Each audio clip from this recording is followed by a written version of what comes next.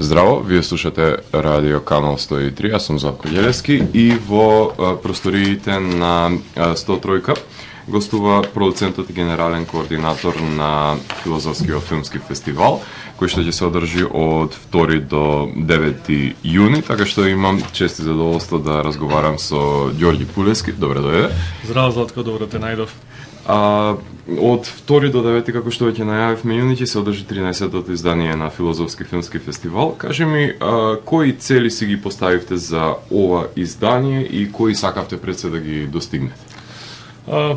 Сакавме да ја продолжиме најпрво традицијата што Филозофски филмски фестивал во последните 12 години ја има направено во Македонија и во регионот. Тоа е да се задржи еден свеж микс преку програмата на актуелни филмови, кои што немаат баш прилика да се видат на репертоарите или на поголемите филмски фестивали во Македонија, а сепак вреда да се погледна. Тоа се сите достигнувања од 2022 година и се разбира преку нашата ревијална програма да ги преиспитаме или да погледнеме еден друг агол на филмските класици со и стакнати гости, филмски работници, режисери, интелектуалци, професори кои ќе ги дават своите перспективи за тие филмски класици. Тоа е главно тоа што си го воспоставивме како некој план. Се разбира тука се и другите програми, ја имаме програмата со деца, тоа е едукативната програма, имаме музичка програма, ова година го имаме и Фокус Годар, така да може да позборуваме за многу други теми. Секако, се е филм во множина, тоа е мотото за ова издание на Филозофски филмски фестивал. Кажи ми, зошто беше избран токму Годар, кој по неговата смрт уште има филм од него на Канскиот фестивал, например. Кажи ми зошто стана тој да биде трейдмарк на ова издание? Се разбира дека и смртта негова во 2022 година играше удел, но и тоа што тоа е еден лик кој што не може да се прескокне во светската кинематографија. Има над 60 години творештво, над 140 филмови, предводник на новиот француски бран, има поставено многу стандарди или скршено многу стандарди во однос на како се прави филмот. Некои негови филмови што нас ни беа при срце, не беа прикажани баш за сите синефили во Македонија, па сакавме да ги прераскажеме. Тука се разбира, мислам највеќе на историите на филмот. Ние ќе имаме ретка прилика да го погледнеме, тој, да речам, за некој магнум опус. Со сите тие интертитли, затоа што е многу тежок за преведување и мислам дека тој ќе е еден доста ексклузивен момент на фестивалот. Се мачевме доста да ги добиеме и правата, но и да ги добиеме, да го добиеме цел превод, затоа што ако се сеќавам добро, само австралиското и португалското издание на историите на филмот доаѓа со цел комплетна интертитли и конвенционалните преводи. Така да се спремаме доста за тој момент и мислам дека гледачите ќе имаат, мислам, една ретка прилика да го погледнат тоа. Потоа исто имаме друг дело со Годар, кој што веќе помина многу добро во Музеј на современа уметност на 19 мај го дававме филмот Годар човекот филм на Сирил Лоти. Тој имаше премиера на Венецискиот филмски фестивал во категоријата на филмски класици, Venice Classics. Тоа е баш еден филм кој што го прикажува Годар со сите негови мани, но и доблести. Како што треба да е документарен. Некој знае да го воспева некој лик. Тука неговите блиски соработници, актерки љубови зборуваат колку проблематичен лик бил, но и колкав гений бил. Апсолутно. Така да не можеме да прескокнеме ова прилика, со неговата смрт, но и со сето што ние мислиме и го сакаме во Годар. Во контекст на проекцијата на филмот на Сирил Лоти, таа, како што напомена, се одржуваше во Музеј на современа уметност во овој на Палитов.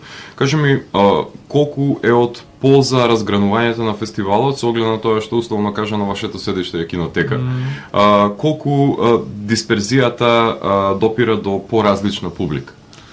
Ние затоа и го правиме тоа, со годините наназад гледаме дека и институциите се нудат за таков вид на соработка и генерално гледаме нова публика кога правиме некои проекции во нови институции, а не само кинотека. Мило ми е што голем дел од институциите каде што се обраќаме, како МКЦ, МСУ го препознаваат фестивалот и секогаш ги шират вратите за нас. Одлично. А во склоп на Годар исто така е и втората интернационална конференција филозофија и филм во онлайн формат, на која што ќе учествуваат 24 професори и истражувачи во областа на филм филозофија. Концепт кој фестивалот го започна како условно кажано алтернатива во ковид пандемијата. Меѓутоа се покажа дека е добра можност да се комуницира со светот. Кажи ми што содржаше конференцијата. Да. Интернационалната конференција филозофија и филм е еден двогодишен проект на фестивалот кој веќе стана традиционален дел од фестивалската програма, толку како што да речам доликува на еден трансдисциплинарен проект. И покрај филмската програма нели го имаме и овој дел од конференцијата кој отвора простор за теоретски истражување на да речам крстопатот на овие две дисциплини, филозофијата и филмот, како што помена на конференцијата која веќе помина на 25 и 26 мај. Траеше од 2 до 10 часот, тоест од 14 до 22 часот, малце да кажам така повеќе ентузијастички.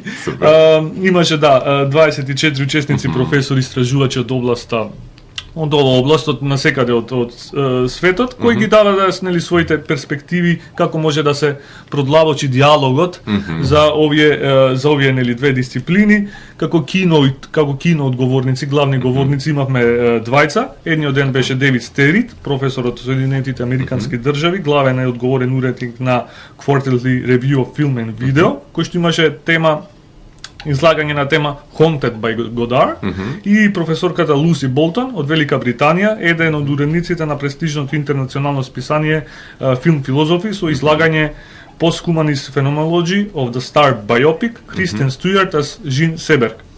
Конференцијата беше отворена за сите слушатели, може и гледачи, може да се приклучат на Zoom линкот. Мислам дека поминавме добро на сите сесии, имаше многу дебата, многу интерес и сме прилично задоволни. Супер, а на мој големо задоволство учествував на излегувањето минатата година за Бунјуел, кога неколку негови филмови беа проследени со дискусија. Кажи ми зошто оваа година одлучивте опусот на Годар да не е поделен и проследен на овој начин со домашни говорители кои што би имале своје излегување? Имали доволно всушност луѓе кои што би биле заинтересирани да го пренесат на домашно тло Годар? Или може би уште ефемерен дел? Да, тоа е добро прашање, сега малце ме замисли. Ние планиравме, затоа што ревијалната програма ја планиравме со некој друг режисер, но тоа малце се одложи. И затоа сметавме дека некои говорители може таму да бидат, но ете тоа малце ќе се одложи за можеби при крајот на годината. И затоа сметавме дека дел од планираните гости можат најдобро да се вклопат таму. А за ова вториот дел од прашањето, сметам дека Годар е доста познат помеѓу филмофилите, можеби не е првиот пик на сите. Сите луѓе знае малце да ги оддалечи луѓето. Да, баш поред. Знае да е доста контроверзен, знае да е доста милитантен во однос на неговото, да е хостилен во однос на неговите ставови. Кон својата екипа, кон својата публика, кон своите студенти, тоест некако професор, ама како некои следбеници. И не знам Така, меѓутоа ова е добар начин да се приближи неговото дело пред се повеќе со овие начини на кои што приоѓате со различни аспекти. Да, знаеш, и со документарецот што го дававме, и со историите на филмот, и со ќе даваме уште неколку кратки, уште еден краток филм од Годар. Може да се виде човечноста и колку тој самиот се борел со околностите во кои што припаѓал и со како е имал својата трансформација во однос на ставови и колку се осеќал несватен, колку се осеќал сам. Така да со цел овој опус што го даваме на Годар, сметам дека ќе направиме една услуга за подобро публиката да се запознае не само со интелектуалниот и креативниот дел на Годар, но туку и персонално каков човекот Годар, каков бил тој. Така што од сето ова може да си направат своевидна монтажа за да ги добијат впечатоците баш во негов манир со сите потребни џамкатови. Баш така. За да се дојде до суштината на засечна, да. Во светски рамки има една многу убава практика, например Кан го отвора француски филм, Берлинале го отвораат германските, Венеција италијанските филмови. Вашиот фестивал е официјално отворен од Некрстени денови на Иво Трајков. Имаше потреба од домашен ексклузивен филм? Или како случајно се најави? Да, затоа што Филозофски филмски фестивал нема толкава пракса, да кажам, да мора да е заклесано во камен дека мора да има македонски филм на отварање, не мора, но ете некојаш така се годат околностите и да, неговото најново дело на Иво Трајков, Некрстени денови, ќе го отвора фестивалот на 2 јуни. Филмот е направен според кратка приказна на словачкиот писател Франтишек Швантнер, а оригиналната музика на филмот е на нашиот познат Кирил Џајковски. Супер. Покрај филмот кој што ќе го отвора, во ревијалната програма ги имаме Туки Буки, Голи во седло, Станарот и Змија во пазувите. Кажи ми, на што се должеше изборот на овие филмови? Ајде да почнеме за Туки Буки. Туки Буки е филмот 73 година на режисерот Џибрил Диоп Мамбети од Сенегал. После филмот режисерот се нарекува како афричкиот Годар. Се разбира дека не е копирал се од Годар, но тие джамп катови, неговиот стил на монтажа има доста влијание и е добар момент за да се види како влијанието на Годар на различни континенти се пренесува. Тоа е една добра, да речам, необична мешавина на надреалистички и натуралистички елементи и ја покажува можеби разочараноста на Сенегал откако ја доби својата независност. После излагањето за филмот ќе има професорот Нил Кенеди, неговото предавање носи наслов од трикстер филмаџија до постколонијален уметник. Нил Кенеди е професор на катедрата за француски јазик во Даблин, Ирска, а работи како гостин предавач на Ројал колеџот за уметност во Лондон. Така да овој филм се наметна некако многу органски. Апсолутно. Поврзан нели со нашата максима и нели целата генералната идеја на фестивалот. Потоа го имаме Голи во седло на 6 јуни на Денис Хопер. Не знам дали има потреба многу да се кажува за овој филм. Тоа е една класика на контракултурата во Америка. Има потреба константно да се прикажува заради тоа што горлив е секоја година. Да, може, да, тоа е добро излагање, да, добра реченица. Филмот е прикажан на Канскиот фестивал, е пренесен, тоест е номиниран за сценарио, за најдобро оригинално сценарио и најдобар актер за споредна улога. Тука во улогата се разбира легендарниот Џек Николсон, а во 1998 година филмот е доделен за презервација на Конгресната библиотека како културолошко, историско и естетско значајно дело. После ова дело, тоест пред ова дело, воведно излагање ќе има професорката Елизабета Шелева со наслов Митот за Западот и ондера од жанрот. Професорката, ја знаеме сите, но да повторам за тие што не ја знаат, таа е редовен професор на катедрата за општа и компаративна книжевност при Филолошкиот факултет во Скопје, авторка на 12 книги и на дузина филмски критики. Моментално е подпредседателка на Македонскиот пен центар. Потоа го имаме на 7 јуни Станарот, тоест еден исто многу познат филм на режисерот Роман Полански, на многу контроверзен режисер моментално и години наназад. за станарот знаеме дека е еден психолошки трилер кој е дел од трилогијата за Апартмани, со од одвратност и Розмариното бебе, можеби тој е негов најпознат. Така. За него, нели, излагање ќе имаш ти. Што сум многу благодарен, зашто имам таа функција, затоа што сметам дека без разлика на жанровските конвенции, овој филм треба да се дискутира, пошто и тој си има проблематика која се врзува за идентитетот, која апсолутно се повеќе и повеќе станува доминантна со оглед на ксенофобијата која што знае низ Европа да биде проблематична и ден денес. Апсолутно, да, тоа е една метафора за слушателите што не го имаат погледнато филмот. Роман Полански во тој филм е толкова главната улога, кој е како еден француски граѓанин со, мислам, полско потекло, се вселува во еден стан во стара зграда, нели, во кај французите по корен, и сите почнува да гледат со него, кон него со презир и сомнеш, така да, како што кажат, е добра метафора за денешницата и сите тие конзервативни или ксенофобични елементи. И на крајот ревијалната програма ја затвора Змија во пазувите на режисерот Карлос Саура. Ова проекција направена во соработка со шпанска амбасада, кој ни помага со годините наназад. Филмот е на драма која се случува во времето на залезот и на диктатурата на Франциско Франко. Доби веднаш специјална награда од жирито на Канскиот филмски фестивал во 76-та година, а забележи голем успех во Шпанија и во светот, каде што беше номиниран за Цезар и за Златен глобус за најдобар странски филм. Излагање за филмот со наслов Змија во пазувите, приказна за духови, ќе има Луис Мартин Ариас, тој е редовен професор на универзитетот во Ваљадолид, Шпанија, а предавал и на дузина други факултети, каде со предмети како историја на филм и филм комуникација и некои други слични индустрии. Супер. Покрај ревијалната програма да напоменеме дека во официјална конкуренција се The Kings of the World, Plan 75, The Last Snow, Perfect Number и Chile 76. Од прилика секоја година на филозофски има барем еден филм од официјалната селекција што го имам гледано. Оваа година среќата му падна на Чиле 76.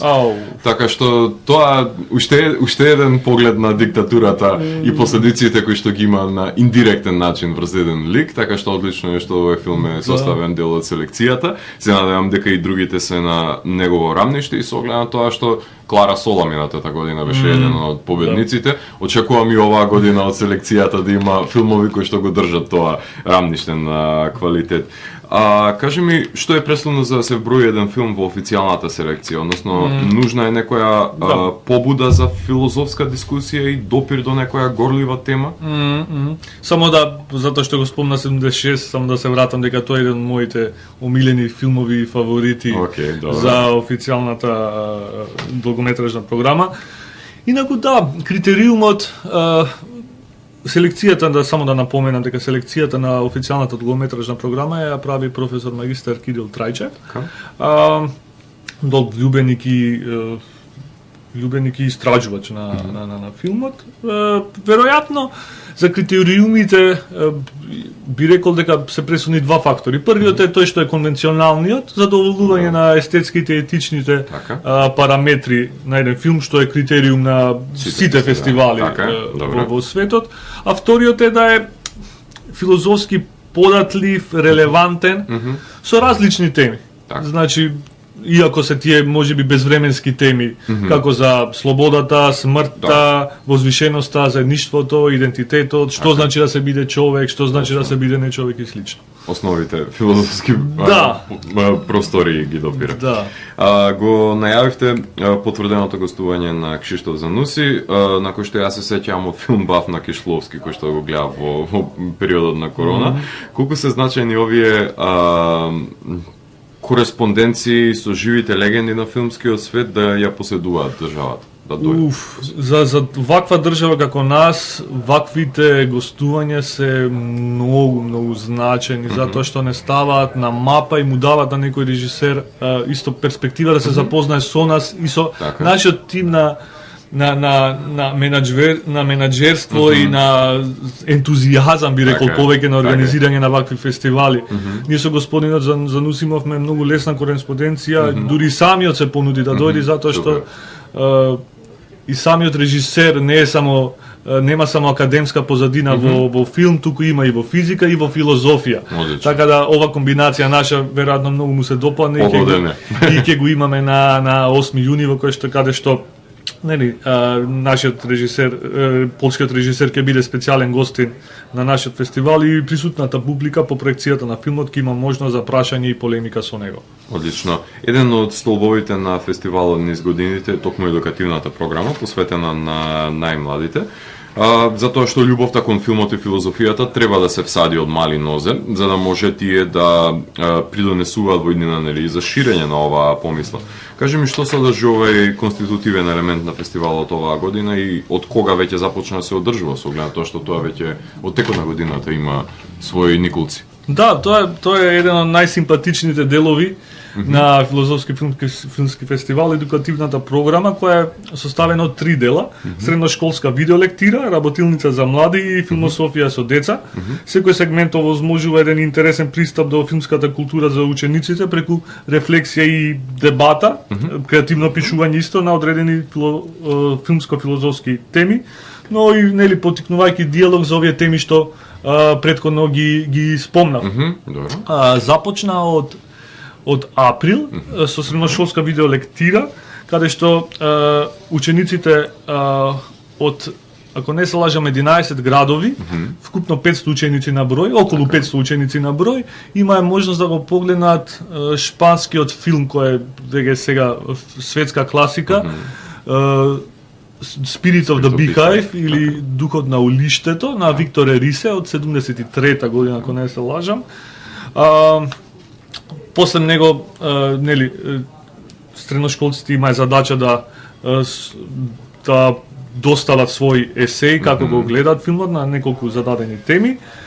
Потоа ја имаме работилницата за млади со Атанас Чуповски, каде што работи со средношколци во прикажувајќи филми, потоа дискутирајќи за филмот и за основите на како се прави еден филм. Значи, среден, крупен кадар и слично.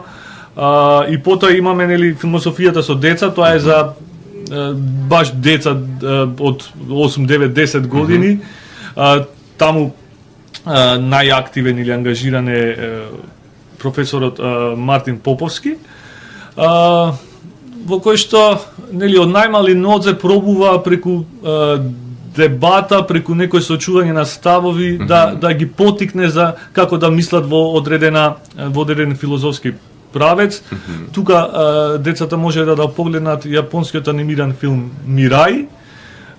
Имаше повеќе работилници и беше баш многу интересна дебата да се виде како децата размислуваат за своите блиски, за своето сестриче, своето браче, затоа што и филмот наметнува такви теми. Проблематиката која што разработува. А со другите градови претпоставам дека координацијата е преку професорите по филозофија во школите. Да, најчесто е таква и имаме благодарност за сите затоа што имаме многу добра соработка.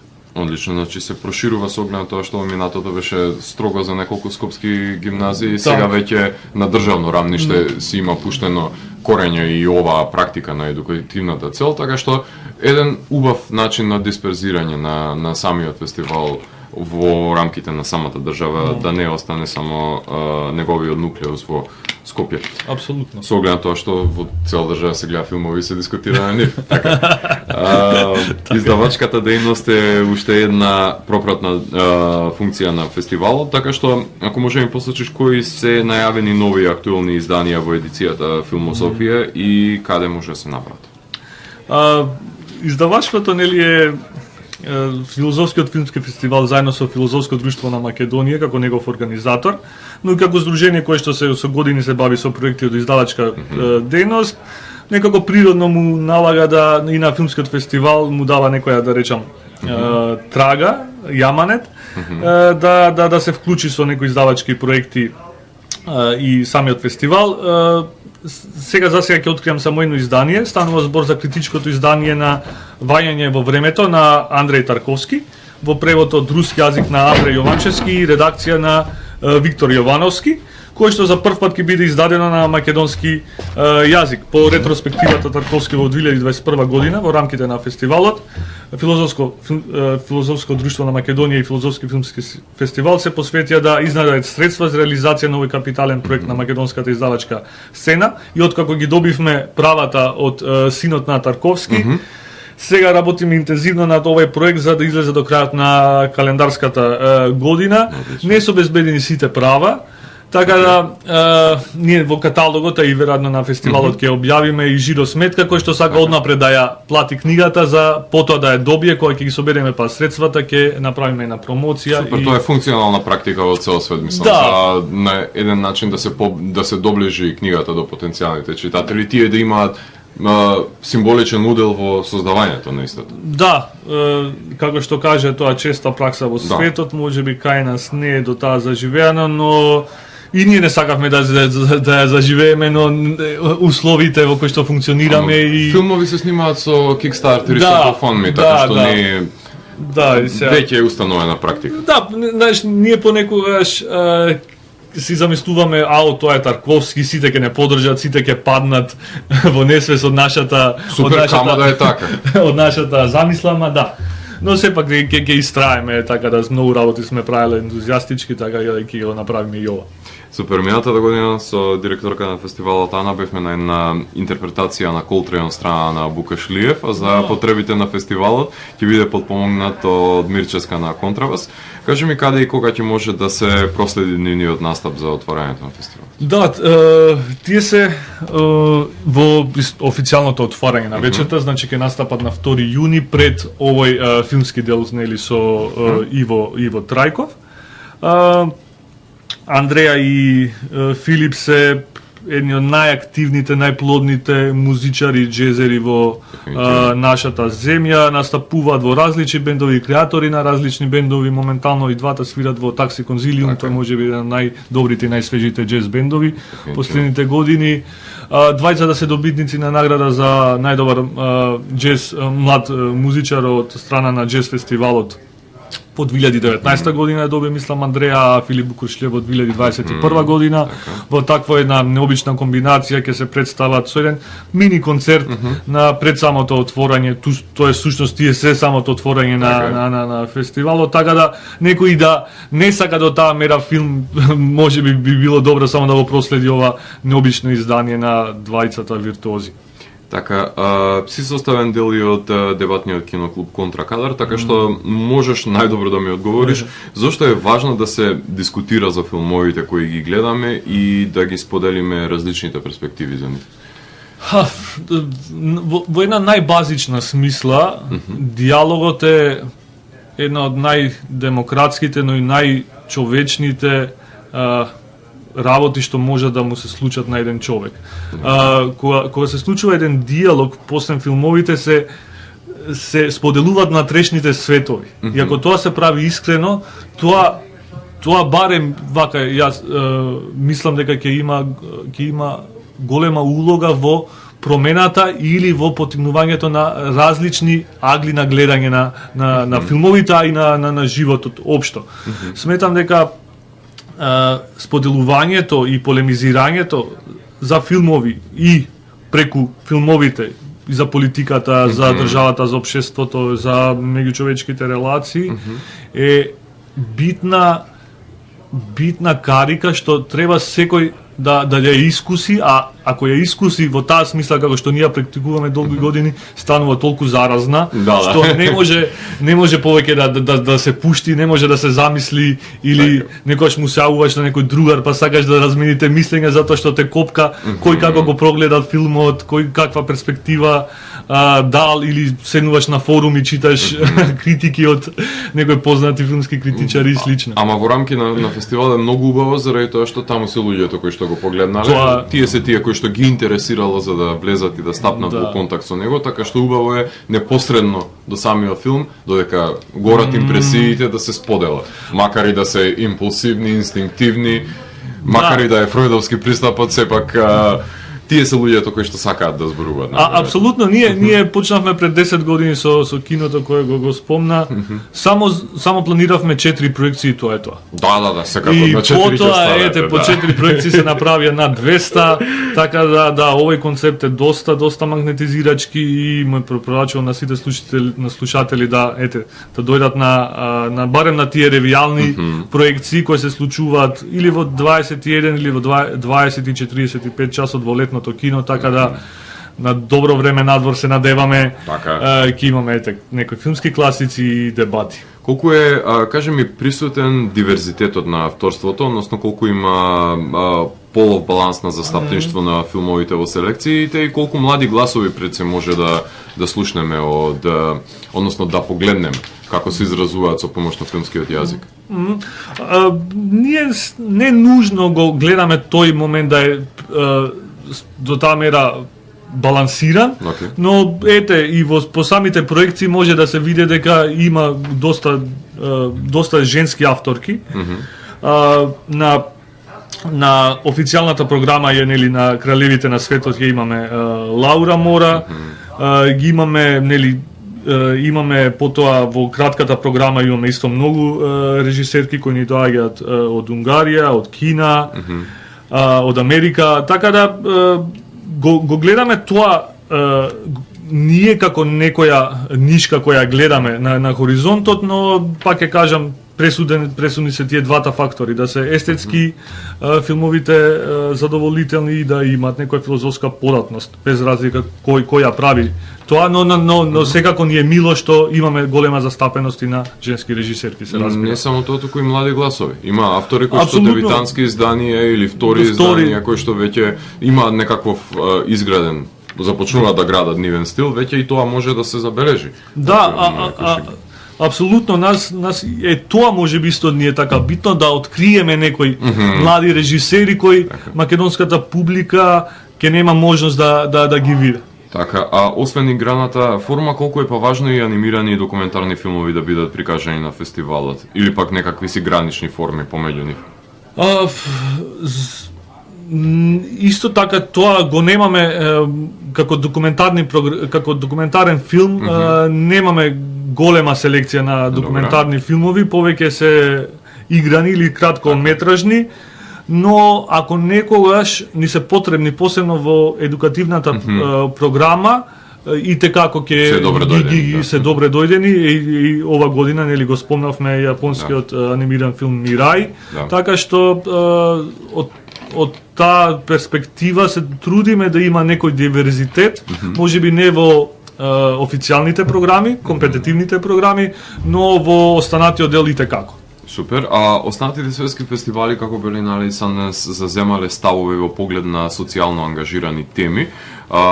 Дали политичката била во прашање политичка опресија, дали еколошки или човечки права? Кажи ми колку простор за активности од овој облик има во филозофски филмски фестивал, со оглед тоа што се допира и во дискусиите, а и во тематските одредници кои што ги имаат филмовите. Да, како што веќе и претходно спомнавме, имаме филмови кои што прават некоја експликација на како да се живее во тоа време на некои диктатори како нели Пиноче или Франциско Франко. Со самата селекција, со самото кураторство се дава некој агол кој што е доста очебиен во однос на што ние мислиме и што сакаме.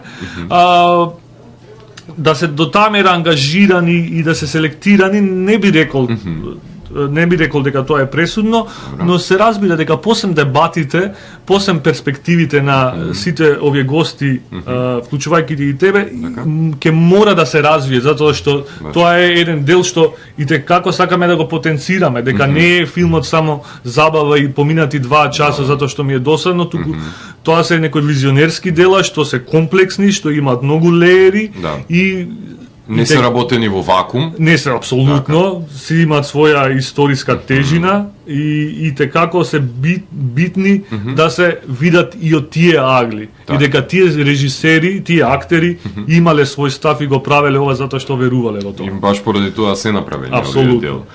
Кажем, има простори и потреба нови селекции или пак нови награди во рамките на фестивалот? Сте дискутирале за тоа?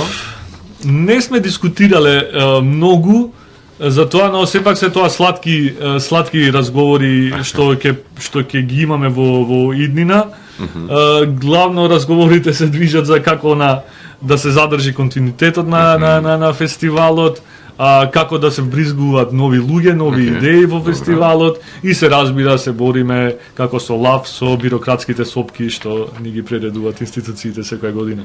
Така е, па не би биле во Македонија ако не е тоа, мислам, составен дел од организирањето на фестивал. Поради уникатната структура и концепирање на фестивалот, самиот завршува во таа ниш специализирана група на фестивали за специфична публика. Какви чекори правите за пробирање во широките маси кои знаеме дека се можеби попасивни кога се македонските гледачи во прашање? Да. А фестивалот е прилично активен, мислам, и во контекст на начинот на кој што приоѓа. Да. Тука некако мислам дека нема целиот тим не би сакал да направи компромис од некој квалитет и со однос на структура на фестивал, но се сложувам дека веројатно можеби тој некој маркетинг можеби момент на фестивалот можеби треба малце повеќе да се расшири во однос на да е повеќе познат, но самото со тоа што фестивалот е баш онака што се нарекува на англиски ниш фестивал, ги лимитира во одредена мера, да речам, ја лимитира таа масовна публика. Треба и тоа исто така да се како да се запази, да филмот и фестивалот е допре до што повеќе луѓе, но пак ќе кажам есенцијата на фестивалот е тоа. Дебата, филозофија и филм и од тука мислам дека нема да се направи никаков компромис со тоа. И секоја година фасцинирате со плакатите. Можеш да ми кажеш кој е авторот на овогодишното прекрасно визуелно остварување? Да, овај отворен лик на Нагадар е дело на нашата дизајнерка Катерина. Долги години работи со нас и имавме доста back and forth, што се вика на англиски, за како да изгледа постерот и цел визуелен идентитет. Фала ти многу што го пофали, ете ќе резервираме една мајца и еден беч сигурно за тебе. Супер, фала ти. Секоја година се случува кога веќе го дигате на високо рамниште, визуелниот белег на фестивалот, не може да се потврли во наредно, мислам. Да, тука е проблемот, кога за Буњуел правите таков одличен надреален плакат, мора и за Годар да се оправда името сепак, нели неговиот лик се зема пред. Мило ми е што викаш дека го оправдавме и фала ти за сите нели претходни критики на предходните постери, така да ни оставаше еден аманет да направиме некој можеби нов дел, нов сегмент од фестивалот со ретроспектива на нашите постери. Да, дефинитивно. Тоа е задолжение. Со оглед на тоа што веќе 13 ги има, наредна година 14 на галерија, барем има самата кинотека, има простор, така што зошто да не се искористи. Не ти е лоша идејата.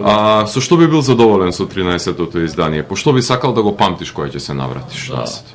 Со задоволната публика пред се. Добро. И со сите зацртани планови кои ги имавме ова година. Сега за сега се случуваат, се одвиваат во добра насока. Импресиите посебно ми се битни од самата публика, затоа што ние фестивалот го правиме баш, иако тоа е наше големо задоволство, но најголемото задоволство доаѓа од самата публика. Се надевам на посетеност, на многу дебати, на многу полемики, на многу прашања, на многу критики, на задоволни гости и публика.